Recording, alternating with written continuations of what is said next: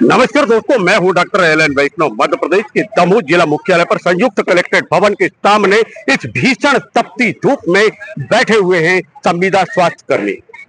वह अपनी मांग को लेकर लगातार धरना कर रहे हैं, प्रदर्शन कर रहे हैं और ये आवाज पहुंच जाए मध्य प्रदेश सरकार के मुख्यमंत्री के कानों तक, यह प्रयास उनका जारी। लगातार विभिन्न प्रकार के उनके प्रयास, क्योंकि वह अपने भविष्य को लेकर चिंतित है। वह लगातार स्वास्थ्य सेवाएं देते हैं, लेकिन वो आज अपने आप को खुद बीमार महसूस कर रहे हैं, क्योंकि जब भविष्य असुरक्षित होता है तो मानसिक रूप से आदमी टूटने लगता है।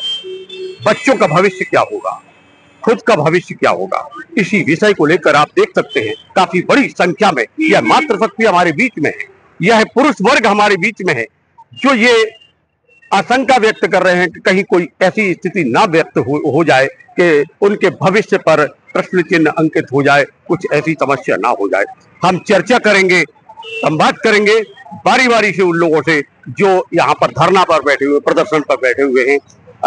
नमस्ते जी, आज आप लोग यहाँ धरना प्रदर्शन पर बैठे हुए हैं, लगातार नारेबाजी चल रही है, क्या मांगे हैं आप लोगों की?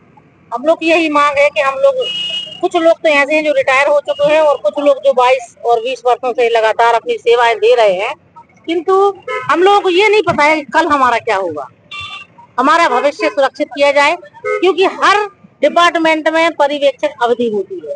तो सरकार हमें ये बताए कि 22 वर्ष हमारी पर्यवेक्षक अवधि खत्म नहीं हुई है और हमारे बच्चों का भविष्य और हमारा भविष्य, आज हम 48 ईयर्स के हो चुके हैं, कहीं और हम दे नहीं सकते हैं। कहा जाता है 50% का आरक्षण रहेगा नौकरियों में, किंतु अभी हाल ही में एक नौकरी निकली थी स्टाफ नर्स की, उसमें भरा था, कंप्यूटर ने हमारा फॉर्म तक एक्सेप्ट नहीं किया। तो 50% का जो प्रलोभन हमें दिया गया था, वादा किया गया था हमारे मामा जी की तरफ से, वो कहाँ है? कुछ मांगे हैं हम लोगों की, कोई नया नहीं मांग रहे हम लोग। मामा जी ने घोषणा की थी कि हम तुम लोगों को कभी निकालेंगे नहीं, अप्राइजल नहीं होगा और समान कार्य समान वेतन, हाईकोर्ट ने भी कहा है, किंतु आज तक हम लोगों को वो सुविधाएं नहीं मिली हैं। इसीलिए हम लोगों को 41 के टेम्परेचर में रोडों पर बैठना पड़ रहा है। जी, आप से भी हम चर्चा करेंगे, क्योंकि आप लोग मातृशक्ति हैं, परिवार को चलाते हैं और साथ में सेवाएं भी देते हैं। कितने वर्ष हो गए सेवाएं देते? हमें 12 वर्ष हो चुके हैं और लगातार हम सेवाएं दे रहे हैं हमारे ब्लॉक में, और हमें जो सुविधाएं मिलनी थी वो नहीं मिल रही है। जब महापंचायत बैठी हुई थी और माननीय हमारे पूर्व मुख्यमंत्री शिवराज जी ने वादा किया था, तो जो हमारे सारे विभाग हैं, केवल एक स्वास्थ्य विभाग के लिए नहीं बोला गया था, सभी संविदा कर्मियों के लिए बोला गया था कि आपको 2000 नीति जो है ना वो लागू की जाएगी। आज देखिए, जो ग्रामीण पंचायत विभाग है, महिला बाल विकास विभाग है, सारे विभागों की नीतियां नहीं बदली गई, पर हमारे जो उच्च पदाधिकारी बैठे हुए हैं वहाँ राज्य शासन मध्य प्रदेश में, वो हमारे जो स्वास्थ्य विभाग की जो हमारे एमडी मैडम है, उन्होंने इस बार 2025 में हमारी जो संविदा नीति है वो उसमें पूरा बदलाव कर दिया।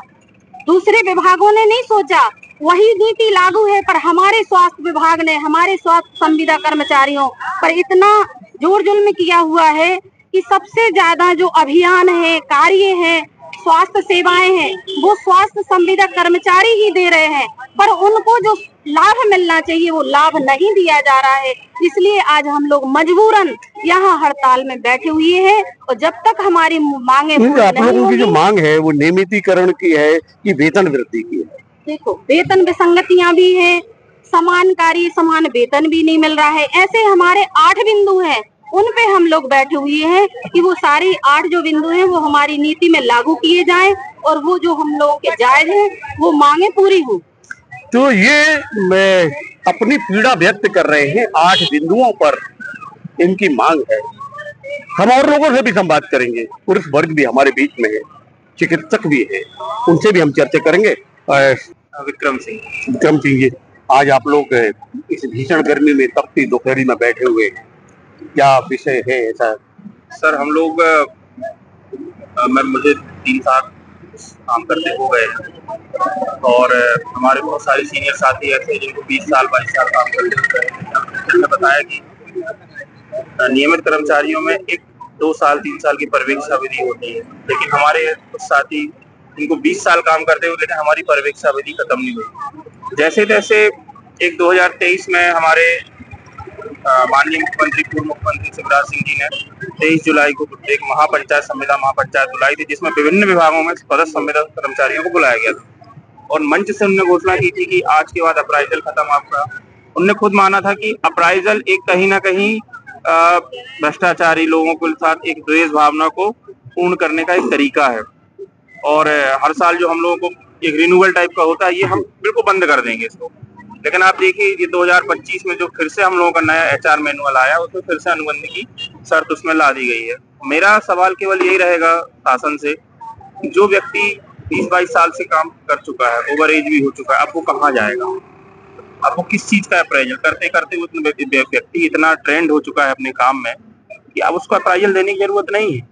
लेकिन उसके बाद भी ये तानाशाही पूर्वक रवैया हमारी MD मैडम उनके द्वारा चलाया जा रहा है, ये बहुत ही निंदनीय है। बहुत बड़ी बात करी आपने, यानी जो आपके इसमें सरकार से ज्यादा दोषी क्या आपके विभाग के मुखिया ही है ना? बिल्कुल। क्योंकि अगर वो सही ढंग से प्रस्तुत नहीं कर पा रहे हैं, जो अपनी बात को सरकार तक को नहीं पहुंचा पा रहे, तो सरकार उस पर निर्णय नहीं ले पा रही। 2023 में कैबिनेट मीटिंग में ये प्रस्ताव पारित हो चुका था। हमारे मुख्यमंत्री जी शिवराज सिंह चौहान ने मंच से आकर के सबको बुला करके घोषणा की थी।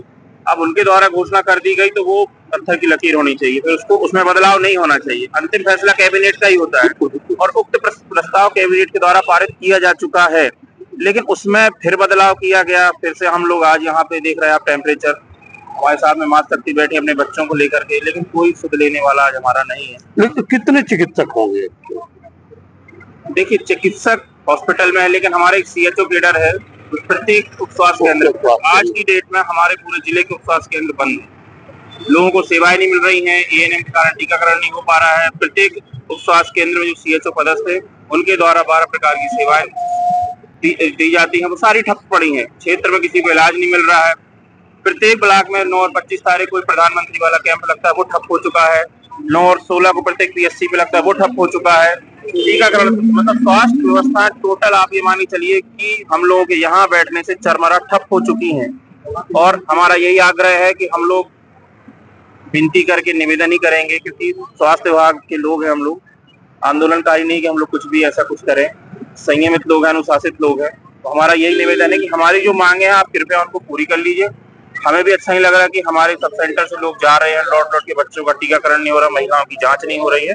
तो मेरा यही निवेदन है, अनुरोध है हमारी शासन प्रशासन से कि हमारी मांगों को 12 बिंदु हैं जिन पर स्वास्थ्य सुविधाओं का लाभ दिया जाता है आम जनमानस को, अब वह हो नहीं पा रहा है पूर्ण, क्योंकि चिकित्सा विभाग का वह वर्ग जो कि रीढ़ कहा जाता है वो धरने पर है, और धरने पर होने के कारण स्वास्थ्य व्यवस्थाएं जो है वो ठप पड़ी हुई हैं। सरकार से उनकी मांग है कि वह मांग पूरी करे। आरोप भी है कि कैबिनेट में बदलाव करने का अधिकार, कैबिनेट की जो निर्णय होता है उसमें बदलाव करने का अधिकार तो सिर्फ मंत्रिमंडल को होता है। पर अगर आपके अनुसार अगर ये ऐसा हुआ है तो विभाग के मुखिया की कार्यप्रणाली पर प्रश्न चिन्ह तो अंकित निश्चित रूप से होते ही है। हम और चर्चा करेंगे, हमारे बीच एक और चिकित्सक हैं। सर नमस्कार, क्या शुभ नाम आपका? डॉक्टर रजनीश कुमार जी मेरा नाम है। रजनीश जी, जब आप लोग यहाँ बैठते हैं, फील्ड में जाते हैं, स्वास्थ्य सुविधाएं देते हैं, लोगों का मतलब स्वास्थ्य परीक्षण करते हैं, उनको स्वास्थ्य लाभ देते हैं, आज जब यहाँ बैठ के आप अपने आप को बीमार सा महसूस कर रहे हैं, कैसा लगता है? देखिए हम तो यहाँ पे मजबूरी बैठी है, पहली बात तो ये मैं यहाँ पे कम्युनिटी हेल्थ ऑफिसर की पोस्ट पे 5 साल हो गए, और दूसरा तो गाँव में ग्रामीण लेवल पे या फील्ड स्तर पे जो स्वास्थ्य सेवाएं होती है वो हम लोगों को करनी पड़ती है, और वहाँ पे किसी के अगर इमरजेंसी है उसको रेफर करना पड़ता है। वो सभी कार्य पूरे प्रभावित है, सभी उप स्वास्थ्य केंद्र पर है, पूरी स्वास्थ्य सेवा जो प्राइमरी ट्रीटमेंट है या जो यानी दुखी भाव से बैठे हुए हैं। बहुत सारे इसमें ऐसे बैठे जिनके 4 साल 5 साल में रिटायरमेंट होने वाले हैं। जैसे सिस्टर बैठी है, उनको अभी ऐसे रिटायरमेंट होगा इनका, इनके हाथ में कुछ नहीं रहेगा, सीधे रुक पे आ जाएंगे। मतलब कुल मिला के कुछ नहीं है, फायदा नहीं है। हम तो बस इतना चाहते हैं कि जो 2023 की जो नीति है, जो माननीय मतलब पूर्व मुख्यमंत्री शिवराज सिंह चौहान ने जो बोला था वो उतना पूरा कर रहे हैं। ये 2000 मतलब मुख्यमंत्री तत्कालीन जो मुख्यमंत्री थे शिवराज सिंह चौहान, उनके द्वारा इनको साथ में वादा किया गया, निर्णय था कैबिनेट का और सबको आश्वासन दिया गया था और उसी निर्णय का, उसी आश्वासन का, उसी कैबिनेट में हुई निर्णय को लागू करने की ही तो मांग ये लोग कर रहे हैं। बताया जाता है कि मध्य प्रदेश के दमोह में लगभग 550 के करीब 527 से संविदा स्वास्थ्य कर्मी है और 25 डॉक्टर हैं और 25 डॉक्टरों की संख्या बताई जाती है जो CHO और MO की पोस्ट पे कार्यरत है। और वही दूसरी ओर बताया जाता है कि मध्य प्रदेश में यह संख्या लगभग 1000 से ऊपर बताई जाती है। अब ये सारे के सारे इस समय हड़ताल पर हैं। मांग जायज है और मांग पूरी होना चाहिए, ऐसा ये लोग कह रहे हैं। जनता को हो रही है परेशानी और इस परेशानी को दूर करने का भी एक माध्यम हो सकता है कि इनका कुछ न कुछ जो भी हो, उनकी मांग पूर्ण होना आवश्यक है।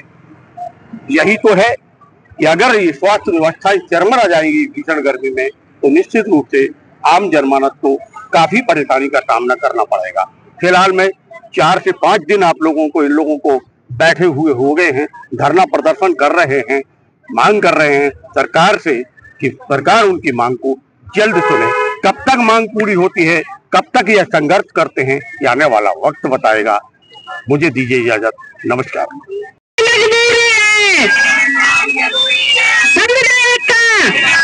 संविधान